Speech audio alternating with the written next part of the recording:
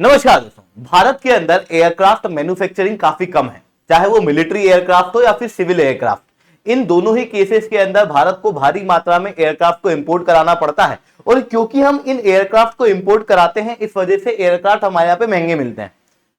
महंगे होने की वजह से एक दिक्कत यह भी आती है कि सरकार का क्योंकि बजट लिमिटेड है, इवन जो सिविल एविएशन कंपनीज है उनका बजट लिमिटेड है, इस वजह से नंबर ऑफ एयरक्राफ्ट हम कम इंपोर्ट कर पाते हैं और शॉर्टेज देखने को मिलती है भारत के अंदर एयरक्राफ्ट की, चाहे वो मिलिट्री हो या सिविल हो। ऐसी कंडीशन में भारत को अपने ही देश के अंदर एयरक्राफ्ट को बनाना सीखना पड़ेगा और उसके लिए जॉइंट वेंचर बनाना सबसे अच्छा ऑप्शन होता है। रिसेंटली एक इसी तरीके का डेवलपमेंट हुआ ऐसा है कि भारत के प्राइम मिनिस्टर नरेंद्र मोदी और स्पेनिश लीडर के द्वारा भारत के अंदर वडोदरा में इनॉग्रेट किया जाएगा C295 एयरक्राफ्ट के मैन्युफैक्चरिंग फैसिलिटी। अब ये जो C295 एयरक्राफ्ट है ये मिलिट्री एयरक्राफ्ट है, मतलब भारत के अंदर मिलिट्री एयरक्राफ्ट जो है वो मैन्युफैक्चर किया जाएगा। ये मेड इन इंडिया होगा।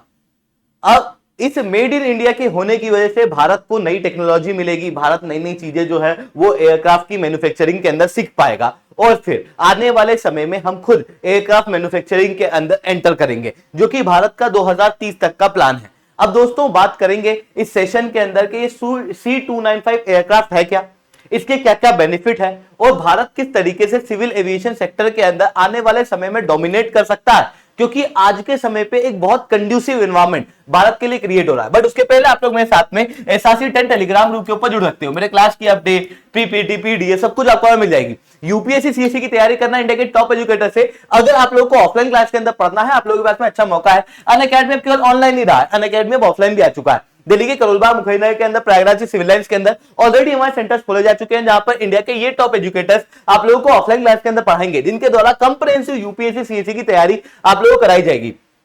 इतना ही नहीं दोस्तों, आपको एक ऐसे प्लेटफॉर्म से पढ़ने का मौका मिलेगा जो कि सबसे ज्यादा रिलायबल है। यूपीएससी सीएससी 2023 के अंदर इंडिया के बेस्ट रिजल्ट अनअकैडमी से आए थे। टॉप 10 में 4 बच्चे, टॉप 20 में 10 बच्चे, टोटल 315 बच्चे अनअकैडमी से क्वालिफाई हुए थे। तो अगर आपको अनअकैडमी के साथ में जुड़ना है, नीचे डिस्क्रिप्शन के अंदर मैंने 2 लिंक दी हुई है, उन लिंक को खोलना, उनको फिल आउट करना। हमारी टीम फिर आपको कॉल करेगी, कंप्लीट गाइडेंस आप लोगों को देगी आपकी प्रिपरेशन के अंदर और आपको बताएगी किस तरीके से आप अनअकैडमी के अंदर ज्वाइन हो सकते हो। इसके अलावा अगर आपको स्टेट पीएससी के लिए तैयारी करना है तो आप हमारे रीजनल सेंटर के अंदर जुड़ सकते हो। चलिए दोस्तों समझने का प्रयास करते हैं यहां पर क्या हुआ। देखो, एयरबस C295 एयरक्राफ्ट ये एक प्रकार का मिलिट्री एयरक्राफ्ट है, मतलब इसके अंदर सोल्जर्स को एक जगह से दूसरी जगह ले जाया जाएगा। जो डिजास्टर मैनेजमेंट वाले ऑपरेशन है, जहां पर मिलिट्री को डिप्लॉय करना पड़ता है डिजास्टर वाली कंडीशन में, इमरजेंसी वाली कंडीशन में, वहां पर ये एयरक्राफ्ट काम आएंगे। ये एयरक्राफ्ट की टोटल पेलोड कैपेसिटी 9 टन के आसपास की है। मैक्सिमम क्रूज स्पीड लगभग 260 नॉट से आसपास की है। ये एयरक्राफ्ट की खास बात यह है कि इस एयरक्राफ्ट को आप कहीं भी लैंड करा सकते हो। आप इस पिक्चर के अंदर देख सकते हो कि इस एयरक्राफ्ट को इस तरीके से खेत के अंदर लैंड कराया हुआ है। कभी इस एयरक्राफ्ट को लैंड कराना है तो इसे नेशनल हाईवे के ऊपर भी लैंड करा सकते हो, मतलब इसके लिए कोई अलग से हवाई पट्टी की आवश्यकता नहीं पड़ती। और इसी चीज की वजह से ये एयरक्राफ्ट बहुत खास हो जाते हैं मिलिट्री पॉइंट ऑफ व्यू से, क्योंकि सीधी सी चीज है, सैनिक को कई बार हम लोगों को हिमालय वाले रीजन के अंदर डिप्लॉय करना है, तो फिर वहां पर हम ऐसे थोड़ी देखेंगे कि भाई एयरपोर्ट हो तो ही हम सोल्जर को डिप्लॉय कर पाए। ऐसी इमरजेंसी वाली सिचुएशन के अंदर इस तरीके के एयरक्राफ्ट काम आते हैं। कोई सी भी प्लेन सतह देखो और वहां पर आप एयरक्राफ्ट को लैंड करा दो।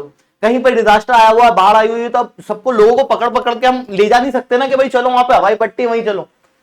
जहां पर सेफ जगह है वहां पर एयरक्राफ्ट को लैंड करा दिया और लोगों को वहीं पे बिठा दिया। तो इस तरीके के एयरक्राफ्ट जो है वो मिलिट्री ऑपरेशन के लिए बहुत ज्यादा इंपॉर्टेंट होते हैं। इसी कारण से भारत सरकार द्वारा इस एयरक्राफ्ट को खरीदने का प्रयास जो है वो किया जा रहा था।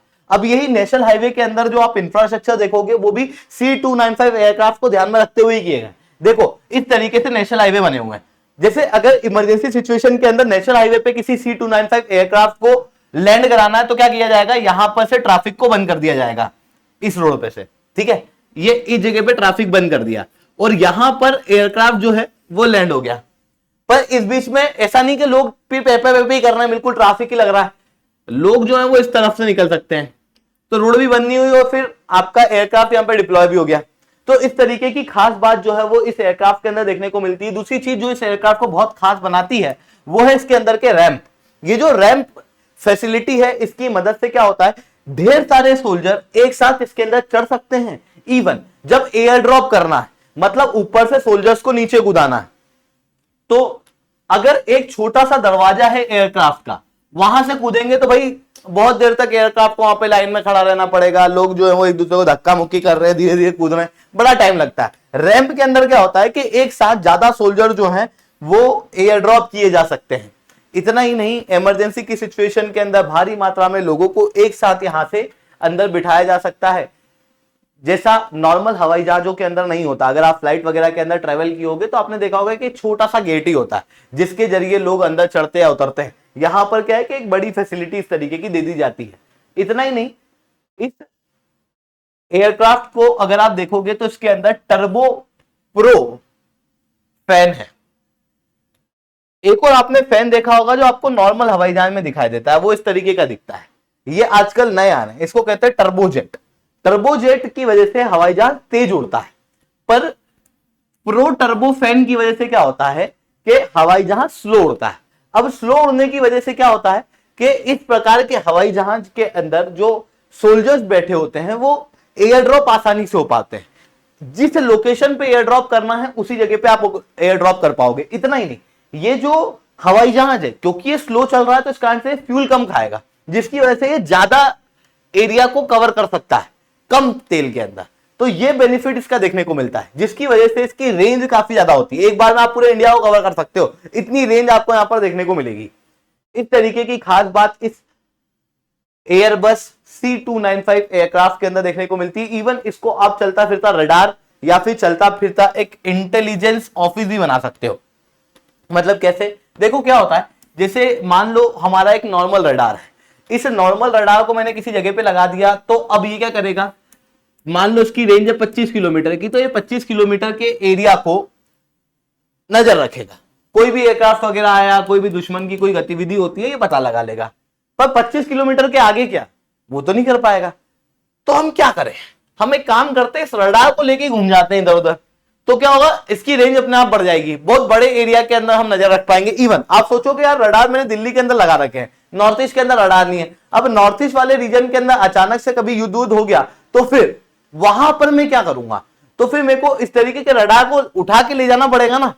तो वही चीज होती है airborne early warning and control system, जो कि इस एयरक्राफ्ट के ऊपर लग जाता है और ये रडार की तरह काम करता है। मतलब ये एक प्रकार का मूविंग रडार है। इवन इसके रैंप वगैरह को हटा दो तो बहुत बड़ी जगह इसके अंदर होती है, जिसकी वजह से आप इस तरीके की कंप्यूटर फैसिलिटी वगैरह सब बना के अंदर ही अंदर इंटेलिजेंस को गैदर करके अपने मेन हेड ऑफिस तक पहुंचा सकते हो। मतलब ये जो एयरक्राफ्ट है, ये एयरक्राफ्ट डिजास्टर मैनेजमेंट में काम आ सकता है, ये एयरक्राफ्ट युद्ध भूमि के अंदर काम आ सकता है, ये एयरक्राफ्ट जो है वो लंबी दूरी तय करने में काम आ सकता है, और ये इंटेलिजेंस, सर्वेलेंस और रिकनेंस के अंदर भी एयरक्राफ्ट को आप काम ले सकते हो। बहुत डाइवर्स काम इस एयरक्राफ्ट के देखने को मिलते हैं। इसी कारण से भारत सरकार द्वारा सितंबर 2021 के अंदर एयरबस के साथ में एक एग्रीमेंट साइन किया गया था, जिसके तहत लगभग 56 एयरबस C295 एयरक्राफ्ट जो है वो भारत सरकार खरीदने वाली थी। ये जो 56 एयरक्राफ्ट C295 हम लोग खरीदेंगे, ये रिप्लेस करेंगे भारत जो अभी एयरक्राफ्ट यूज करता है लीगेसी एवरोफ्लीट। लीगेसी एवरोफ्लीट लगभग 1960 के एयरक्राफ्ट है, जिनकी जानकारी अगर आज आप गूगल करोगे ना तो आपको मिलेगी भी नहीं, इतने पुराने एयरक्राफ्ट हो चुके हैं। अब इनको रिप्लेस करने का समय आ चुका है और इनको रिप्लेस करेंगे हम लोग एयरबस C295 से। बट ये जो रिप्लेसमेंट होगा, ऐसा नहीं होगा कि सारे के सारे एयरक्राफ्ट जो है वो स्पेन से बन के भारत के अंदर आ रहे हैं ना। 16 एयरक्राफ्ट स्पेन में बनेंगे और भारत आएंगे।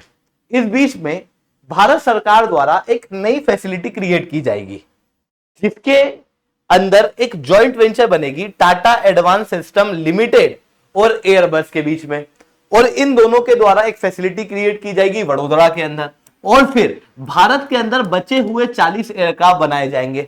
जब ये एयरक्राफ्ट भारत के अंदर बनेंगे तो टेक्नोलॉजी ट्रांसफर होगा, हमारे जो साइंटिस्ट हैं उनको नए तरीके मिलेंगे, जो मिलिट्री एयरक्राफ्ट है उसे कैसे डेवलप करना है हमारे लोग वो सीख जाएंगे, जिसकी वजह से आने वाले समय में एयरक्राफ्ट मैन्युफैक्चरिंग के अंदर भारत जो है वो एक इंपॉर्टेंट रोल प्ले कर पाएगा। और ये चीज करना बहुत ज्यादा जरूरी भी है, क्योंकि आज के समय पे अगर आप एयरक्राफ्ट मैन्युफैक्चरिंग की बात करो, खास रूप से सिविल एविएशन वाले तो उसके अंदर आपको दो ही कंपनियां देखने को मिलती है, एक है बोइंग, दूसरी है एयरबस। बोइंग है यूएस की और एयरबस है इस समय पर यूरोपियन यूनियन की।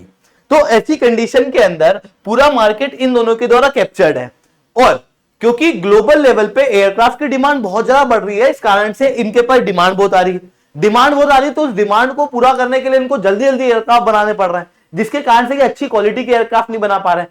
आए दिन आप खबरें सुनोगे खास रूप से बोइंग के अंदर कि भाई हवा में बोइंग फट गया, आग लग गई, जल गया, इस तरीके की स्थिति जो है वो देखने को मिलती है। कई सारे लोगों की डेथ हो जाती है।